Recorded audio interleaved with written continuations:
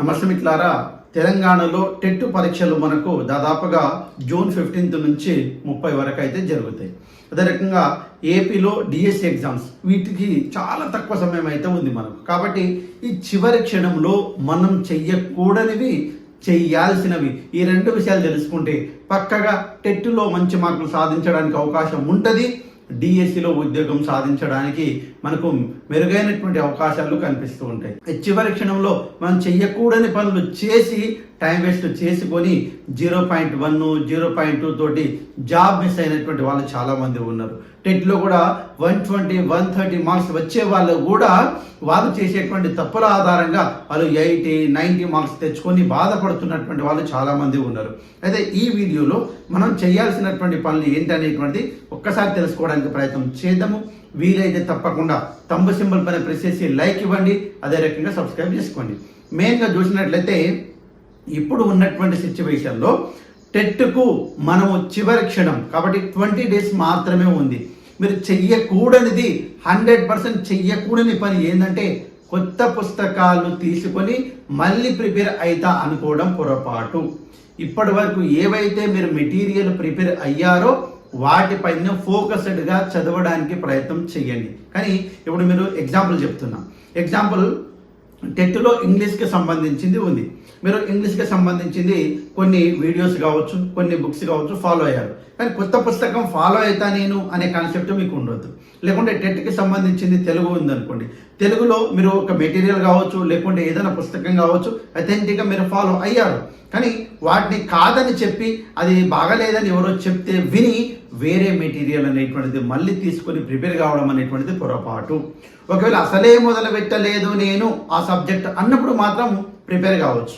కానీ పొరపాటున కూడా నువ్వు చదివిన మెటీరియల్ని కాకుండా చదివిన పుస్తకాన్ని కాకుండా వేరే దానికి కొత్త దానికి ఇప్పుడు చదవడానికి ప్రయత్నం చేయకండి మిత్రులారా. సమయం అనేటువంటిది వేస్ట్ అవుతుంది. ఇది ఫస్ట్ది. రెండోది ఏం చెప్తున్నానంటే మెయిన్గా చాలామంది ఏం చేస్తుంటామంటే ఇప్పుడు టెట్ ఎగ్జామ్ కావచ్చు, డిఎస్సి ఎగ్జామ్ కావచ్చు, మనకు వచ్చినటువంటి సబ్జెక్ట్ను పదే చదవడం అనేటువంటిది మనకు అలవాటు అయిపోతుందండి. ఇంకా ఆ సబ్జెక్ట్లో ఏ క్వశ్చన్ వచ్చినా నేను చేస్తాను అడగండి మీరు అని చెప్పి ఇట్లా ఫ్రెండ్స్ తోటి మాట్లాడుతూనే ఉంటారు. ఆ సబ్జెక్ట్ను లోతుగా చదువుతుంటారు. ఎప్పుడు చూసినా ఆ సబ్జెక్ట్ చదవాలనిపిస్తుంటుంది.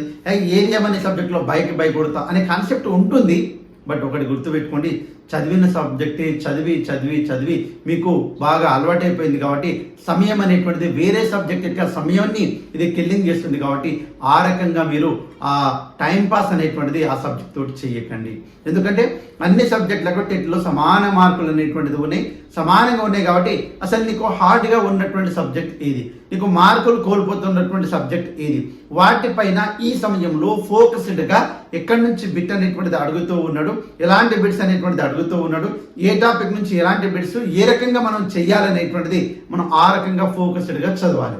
ఎందుకంటే ఎగ్జాంపుల్ ఇంగ్లీష్లో చెప్తున్నాం. ఇంగ్లీష్లో మనకు పార్ట్స్ ఆఫ్ స్పీచ్ కావచ్చు, లేకుంటే డైరెక్ట్ ఇండైరెక్ట్ స్పీచ్ కావచ్చు, ఎలాంటి క్వశ్చన్ ట్యాగ్ కావచ్చు, ఎలాంటి క్వశ్చన్స్ గతంలో వచ్చాయి వాటిపైన ఫోకస్డ్గా చదవాలి.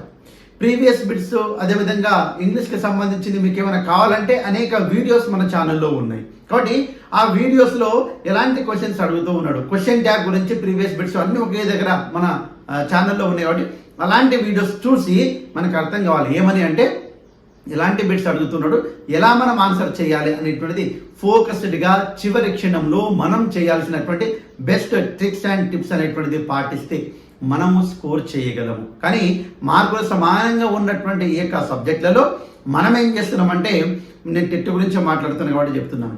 ఇప్పుడు ఉన్నటువంటి సిచ్యువేషన్ని మనకి ఈజీగా ఉన్నటువంటి సబ్జెక్టు బయోసైన్స్ కావచ్చు, మనకి ఈజీగా ఉన్నటువంటి సబ్జెక్టు సోషల్ కావచ్చు, మనకి ఈజీగా ఉన్నటువంటి మదర్ సబ్జెక్ట్ కావచ్చు, వీటిపైన ఎక్కువ సమయం కేటాయించకుండా వేరే సబ్జెక్టుల పైన సమయం అనేటువంటిది కేటాయించి వాటి నుంచి కూడా మార్కులు స్కోర్ చేయగలిగితే నీ స్కోర్ 120+ రావడానికి అవకాశం ఉంటుంది.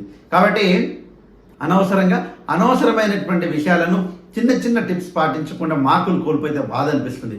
ఇంకా విషయం ఏంటంటే ఎగ్జాంపుల్ చెప్తున్నా, చాలామంది అద్భుతంగా చదువుతారు, అన్ని సబ్జెక్టులు చదివి ఉంటారు. కానీ ఎగ్జామ్లో పోయిన తర్వాత ఏమవుతుందంటే అక్కడ క్వశ్చన్ పేపర్లో మనము ఇంగ్లీష్ మీకు హార్డ్ అనుకో, ఇంగ్లీష్ వచ్చింది అనుకో, ఇంగ్లీష్ వచ్చిందని డిప్రెషన్లోకి వెళ్ళిపోవడం, అలాంటివి అస్సలు చెయ్యరాదు. మనకు బాగా వచ్చినటువంటి సబ్జెక్టు మనం కాన్ఫిడెన్స్గా చేయాల్సినటువంటి సబ్జెక్ట్ నుంచి మొదలు పెడతాం. అది ఎగ్జామ్ హాల్లో ఎలా ఆలోచించాలి ఇంకో వీడియో చేస్తాను. అప్పుడు ఇంకో విషయం ఏంటంటే చివరి క్షణంలో ఎవరితోటి కూడా కంపేర్ చేసుకోవద్దు. వాళ్ళు సంవత్సరం నుంచి ప్రిపేర్ అవుతున్నారు, వాళ్ళకి ఆల్రెడీ 110 ఉన్నాయి, నాకు 90 మార్క్సే ఉన్నాయి టెట్లో, మరి నేను ఎలా ఉద్యోగం సాధించాలి అని ఈ రకమైనటువంటి ఫోబియా అనేటువంటిది వదిలిపెట్టాలి.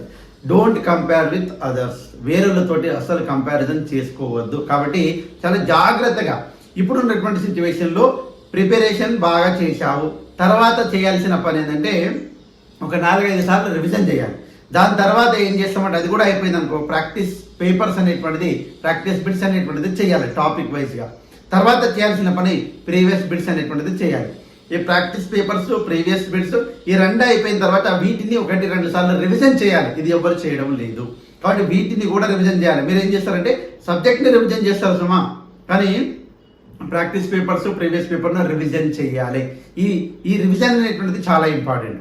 తర్వాత model exams, practice model exams అనేటువంటిది మనము చేయాల్సినటువంటి అవసరం ఉంది. అది చేసిన తర్వాత మనం ఎక్కడ స్ట్రెంగ్తన్గా ఉన్నాము, ఎక్కడ వీక్గా ఉన్నాము, ఈ 2 విషయాలపైన మనకి ఎక్కడ మార్కులు కోల్పోతున్నామో, ఏ సబ్జెక్ట్లో కోల్పోతున్నామో వాటిపైన ఫోకస్డ్గా ఆ సబ్జెక్ట్లో ఎక్కడి నుంచి ఎక్కువ మార్కులు వస్తున్నాయి అనేటువంటి దానిపైన దృష్టి పెడితే తప్పకుండా మంచి మార్కులు అనేటువంటిది మనం సాధిస్తాము. కాబట్టి టెట్ చివరి క్షణంలో మనం తప్పులు చెయ్యొద్దు. కాబట్టి ఈ రకంగా ఒకటేమో కొత్త పుస్తకాలు తీసుకోవద్దు, రెండోది ఏం చెప్తున్నాను, కొద్దిగా ప్రాక్టీస్ పేపర్స్, ప్రీవియస్ పేపర్ అనేటువంటిది వాటిపైన ఫోకస్డ్గా చదివి వాటిని చేసి వాటిని కూడా రివిజన్ చేయాలని చెప్తున్నాం. కంపారిజన్ వేరే వాళ్ళతోటి చెయ్యొద్దని మూడోది చెప్తున్నా. కాబట్టి తర్వాత ఏం చెప్తున్నా, మోడల్ ఎగ్జామ్స్, గ్రాండ్ టెస్ట్ అనేటువంటిది రాయాలి. ఈ 4 విషయాలు కరెక్ట్గా పాటిస్తే చూడండి 100% మనకు 120+ మార్కులు రావడానికి అవకాశం ఉంటుంది. రాని సబ్జెక్ట్ పైన ఫోకస్ పెడతాము, ఉన్న సబ్జెక్టును ఎక్కువగా రివిజన్ పర్పస్లో మనకు ఉపయోగపడుతుంది. రాని సబ్జెక్టుల పైన ఎక్కువ సమయాన్ని కేటాయిస్తేనే ఎక్కువ మార్కులు వస్తాయి. కాబట్టి ఆ రకమైనటువంటి సిచ్యువేషన్లో ఈ చివరి క్షణంలో మనం ఆలోచిస్తేనే మనం మంచి మార్కులు సాధిస్తాం మిత్రులారా. కాబట్టి ఆ రకమైనటువంటి ఆలోచనతోటి మైండ్ సెట్ ఉండాలి. ఇంకా డిఎస్సి పర్పస్కి వచ్చినట్లయితే, డిఎస్సి ఏదైతే ఏపీ వాళ్ళకు ఉందో వాళ్ళు ఏం చేయాలంటే ఫస్ట్గా మనం భయం అనేటువంటిది ఉంటుంది.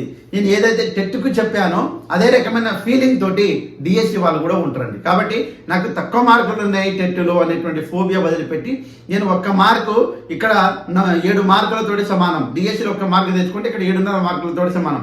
డిఎస్సిలో కొద్దిగా నేను ఒక 4-5 మార్కులు ఎక్కువ తెచ్చుకుంటే, ఒక 4 మార్కులు ఎక్కువ తెచ్చుకుంటే టెట్లో నాకు 30 మార్క్స్ తెచ్చుకున్నట్టు. కాబట్టి చివరి అంతిమ ప్రయత్నంగా డిఎస్సిలో ప్రయత్నం చేయాలి.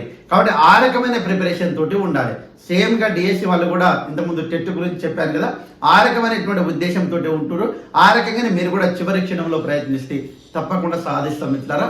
తప్పకుండా ఉద్యోగం అనేటువంటిది మన సొంతం అవుతుంది. సో ఏది ఏమైనా ఇంగ్లీష్కి సంబంధించింది ఫ్రీ క్లాసెస్, ఫ్రీ యాప్ అనేటువంటిది మన ఛానల్లో ఉన్నాయి, మన యాప్లో ఉన్నాయి. మన యాప్ను డౌన్లోడ్ చేసుకోండి. ఫ్రీ ఎగ్జామ్స్ ఉన్నాయి, వాటిని మీరు వినియోగించుకుంటారని మనస్ఫూర్తిగా నేను కోరుకుంటూ ముగిస్తున్నాను. Jai Hind. Thanks for watching. All the best. Bye. See you.